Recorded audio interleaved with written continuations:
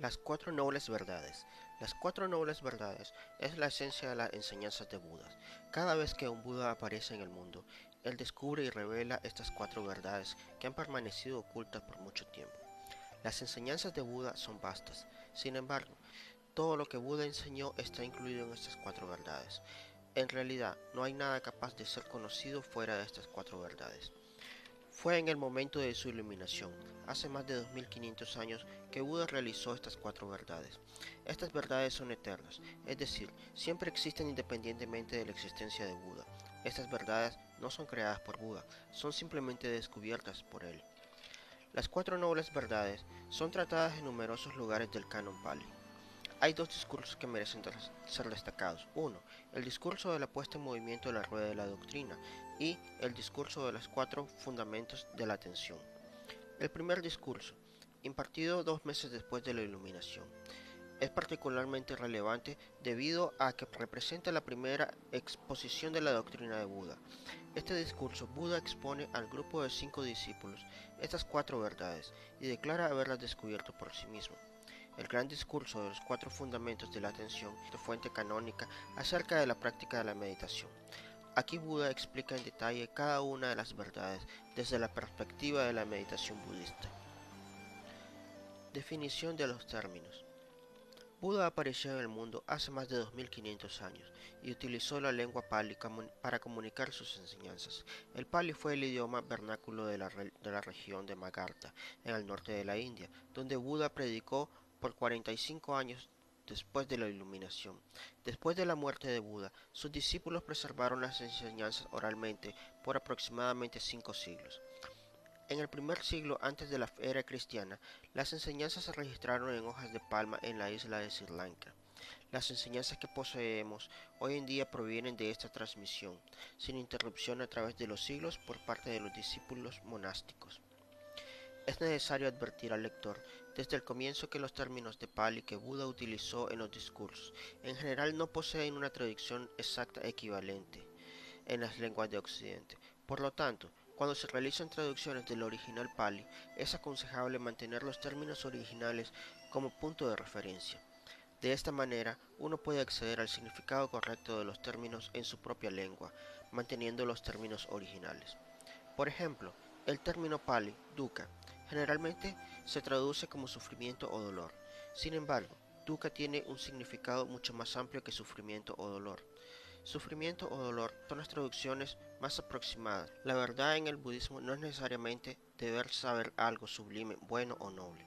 Por ejemplo, el deseo, el enojo, el odio. Algunos de los estados mentales son verdades de acuerdo a las enseñanzas de Buda. Ariya, noble, significa aquel que ha penetrado estas cuatro verdades. Buda fue el primero que las descubrió y las reveló al mundo. También la realización de estas verdades conduce al estado noble, hace que uno sea noble. Entonces, se denominan nobles verdades porque fueron realizadas por Buda, porque son realizadas por seres, porque su realización conduce a un estado noble. Se denominan verdades porque son hechos reales e inalterables. Dukkha, sufrimiento, incluye no solo el sufrimiento físico y mental, sino también los estados de felicidad y todo aquello que está condicionado. Esta definición de dukkha se aclara en el estudio del primer discurso más adelante. Las cuatro nobles verdades son la verdad del sufrimiento, dukkha arika saka; la verdad del origen del sufrimiento, dukkha samudaya arika saka; la noble verdad de la cesación del sufrimiento, dukkha nirodha ariya saka; y la noble verdad del sendero que conduce a la cesación del sufrimiento. La noble verdad del sufrimiento. Buda dijo lo siguiente en su primer discurso con relación a la primera verdad. Esta, oh monjes, es la verdad del sufrimiento. El nacimiento es sufrimiento. La vejez es sufrimiento. Asociarse con lo que no quieres es sufrimiento. Separarse de lo que quieres es sufrimiento. No alcanzar lo que se desea es sufrimiento. El nacimiento se define en el budismo como el primer momento de la existencia particular. En el caso de los seres humanos, en el caso de la concepción, el nacimiento es sufrimiento, debido a que la base de todo lo que es inevitablemente sigue: la vejez, la enfermedad y la muerte. La pena, el lamento, el dolor, el pesar y la desesperanza. ¿Qué es la vejez? Que la vejez es sufrimiento no es difícil de comprender. Cuando envejecemos, nuestras facultades declinan. Somos más proclives a la enfermedad, menos independientes. La enfermedad es sufrimiento. Cuando nos enfermamos, experimentamos sensaciones corporales desagradables y como resultado, a veces también el sufrimiento mental en forma de la depresión. Y morir es sufrimiento. Buda dice también que asociarse con lo que no quiere es sufrimiento. Asociarse con personas o cosas que no son desagradables. Separarse de lo que quiere es sufrimiento. Separarnos de lo que poseemos, cosas o seres. Separarnos de nuestros seres queridos, familiares, amigos, también es sufrimiento. No alcanzar lo que se desea es sufrimiento. A veces deseamos poseer algo material o espiritual, pero debido a las circunstancias de la vida no lo podemos obtener. Esta frustración de obtener lo que deseamos es sufrimiento. No es fácil comprender todas estas condiciones de la vida. Buda finaliza la exposición de la primera verdad diciendo: en breve, los 5 agregados de la adherencia son sufrimiento.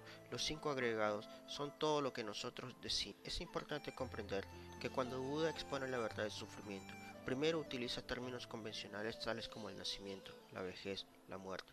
El término Pali Dukkha tiene generalmente 3 significados.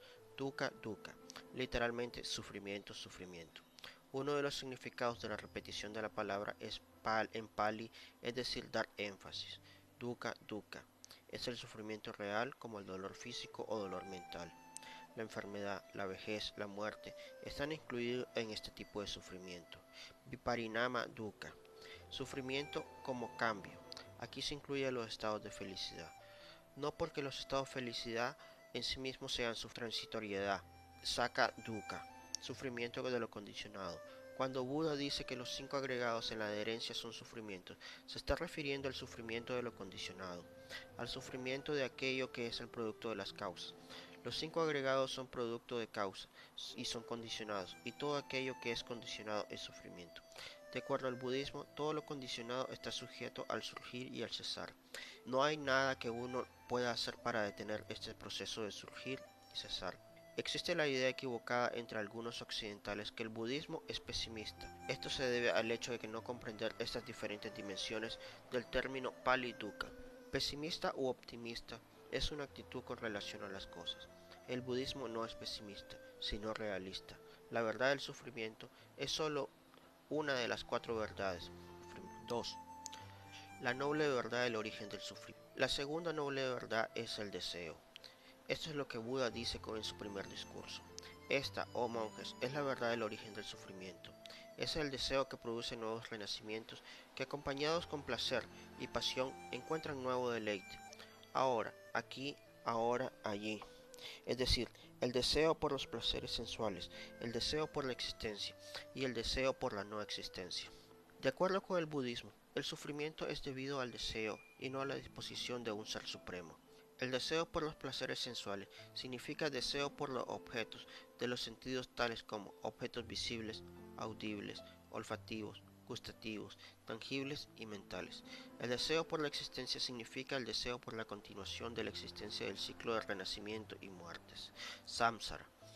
El deseo por la no existencia significa deseo por la aniquilación. Es deseo asociado con la concepción errónea de que todo termina en el momento de la muerte.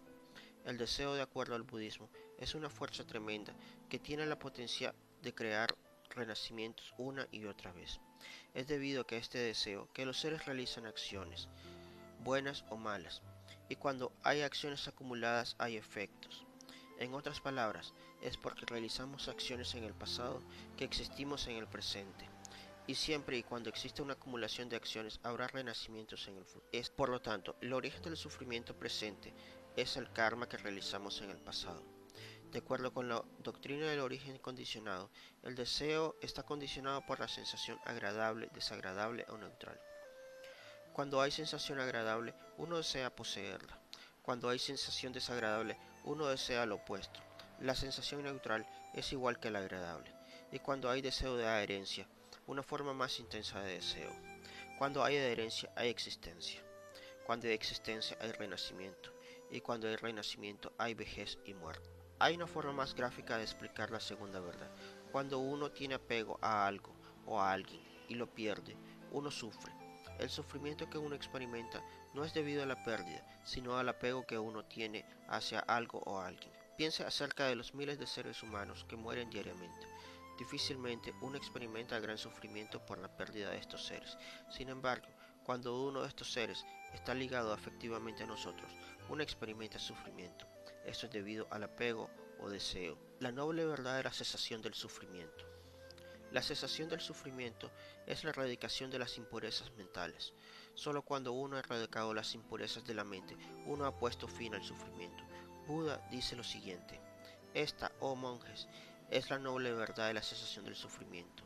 Es la total extinción y cesación del mismo deseo, su abandono, descarte, liberarse del mismo y su dependencia. Esta noble verdad también se denomina Nibbana. Nibbana es un término pali que es mejor dejarlo sin traducción porque es imposible encontrar un equivalente en nuestra lengua. Nibbana es el objeto de ciertos tipos de conciencia. Después de erradicar otras impurezas como el odio, la vanidad, la agitación. De acuerdo al budismo, el deseo o apego, es decir, la segunda noble verdad, es una de las impurezas a ser erradicadas. Cuando las impurezas del deseo es erradicada, la cuarta noble verdad también se denomina el camino medio o octuplo noble sendero. La cuarta noble verdad también se denomina camino medio. La cuarta noble verdad también se denomina camino medio u octuplo noble sendero. El octuplo noble sendero es la práctica que uno debe seguir para alcanzar la cesación del sufrimiento. Este octuplo, porque posee 8 componentes, Buda dice los siguientes: esta, oh monjes, es la noble verdad del sendero que conduce a la cesación del sufrimiento. Simplemente, este octuplo noble sendero, es decir, recto entendimiento, recto pensamiento, recto lenguaje, recta acción, recta vida, recto esfuerzo, recta atención y recta concentración. Estos 8 componentes están divididos en 3 grupos. El primer grupo de la moralidad, el segundo grupo de la concentración y el tercer grupo de la sabiduría. Si uno desea poner fin al sufrimiento, uno debería recorrer este sendero, poner en práctica este octuplo noble sendero. Para comprender esta división en 3 grupos, es necesario conocer que hay 3 puertas de acción: la puerta del cuerpo, la puerta del lenguaje y la puerta de la mente. Sila o moralidad es para controlar la puerta del cuerpo y del lenguaje. Recto lenguaje, recta acción, recta vida pertenecen al grupo de la moralidad. Recto lenguaje son 4 clases: abstención de mentir, abstención de calumniar, abstención de lenguaje áspero, abstención de lenguaje frívolo. La recta acción en 3 tipos: abstención de matar a seres vivos, abstención de robar, abstención de conducta sexual ilícita. Recta vida significa obtener medios necesarios para la subsistencia del recto lenguaje y recta acción. Además, hay 5 tipos de actividades consideradas por el budismo como incorrecto medio de vida: comerciar con veneno, comerciar con intoxicantes, droga o alcohol, comerciar con armas, comerciar con esclavos y comerciar con animales para la matanza. El segundo, el grupo de concentración consiste de 3 componentes: recto esfuerzo, recta atención y recta concentración. Estos 3 son para controlar la puerta de la mente, para la eliminación temporaria de las impurezas mentales. Cuando estos 3 componentes están presentes en nuestras mentes, las impurezas están temporalmente ausentes. El tercer, el grupo de la sabiduría, recto entendimiento. 2. Recto pensamiento. Estos 2 también tienen que ver con la puerta de la mente. Son para la erradicación y la eliminación definitiva de las impurezas mentales. Recto entendimiento significa comprender que los seres humanos tienen karma. Básicamente, esto significa comprender que las malas acciones traen malos efectos y las buenas acciones traen buenos efectos. Básicamente, esto significa comprender que las malas acciones traen malos efectos y las buenas acciones traen buenos efectos. Recto pensamiento es pensamiento de renunciar, ausencia de mala voluntad y ausencia de crueldad. Recto pensamiento es pensamiento de renunciación, ausencia de mala voluntad y ausencia de crueldad. Muchas